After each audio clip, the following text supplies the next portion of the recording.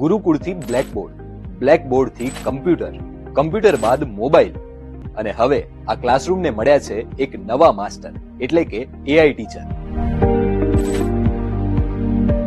આજે teachers day ના આ સ્પેશિયલ ક્લાસમાં 4 ચેપ્ટરમાં સમજીએ કે કેવી રીતે બ્લેકબોર્ડ વાળા માસ્ટર્સની આખી દુનિયા તમારા મોબાઈલની સ્ક્રીનમાં સમાઈ ગઈ છે. શું તમને ખબર છે કે માસ્ટર સાહેબ પહેલીવાર કોમ્પ્યુટર સ્ક્રીન પર ક્યારે દેખાયા હતા?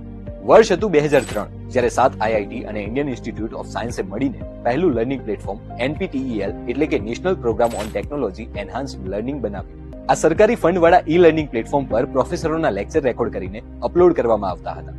આ વિડીયોઝ સાયન્સ, ટેકનોલોજી, એન્જિનિયરિંગ અને મેથ્સના વિષયો પર હતા અને તે કોઈ પણ મફતમાં જોઈ શકતું હતું. પરંતુ સવાલ એ છે કે આખરે ડિજિટલ શિક્ષણની સાચા અર્થમાં લોકો સાથે મુલાકાત ક્યારે થઈ? ભારતમાં વર્ષ 2008માં યુટ્યુબ લોન્ચ થયું. તેના આવવાથી ટીચર્સને એક એવું પ્લેટફોર્મ મળ્યું જેના દ્વારા તેઓ લાખો વિદ્યાર્થીઓ સુધી પહોંચી શક્યા. જ્યારે બાળકોની યુટ્યુબ સાથે મુલાકાત 2016માં થઈ, જ્યારે ઇન્ટરનેટ સસ્તું થયું અને દેશભરના બાળકોના હાથમાં મોબાઈલ પહોંચી ગયો. આ જ સમયગાળામાં અનએકેડમી અને ફિઝિક્સ વાલા જેવા પ્લેટફોર્મની શરૂઆત થઈ. પછી આવ્યું વર્ષ 2020, જ્યારે દુનિયામાં કોવિડ લોકડાઉન લાગ્યું અને સ્કૂલ કોલેજો બંધ થઈ ગયા. આ એ જ સમય હતો જ્યારે બ્લેકબોર્ડ વાળા ટીચર્સે મોબાઈલ સ્ક્રીનનો સહારો લીધો અને ખાન સર, અલખ પાંડે, વિકાસ દિવ્ય કીર્તિ જેવા ડિજિટલ ગુરુ ઘરે આખો વિડિયો જોવા માટે ડાઉનલોડ કરો દિવ્ય ભાસ્કર એપ.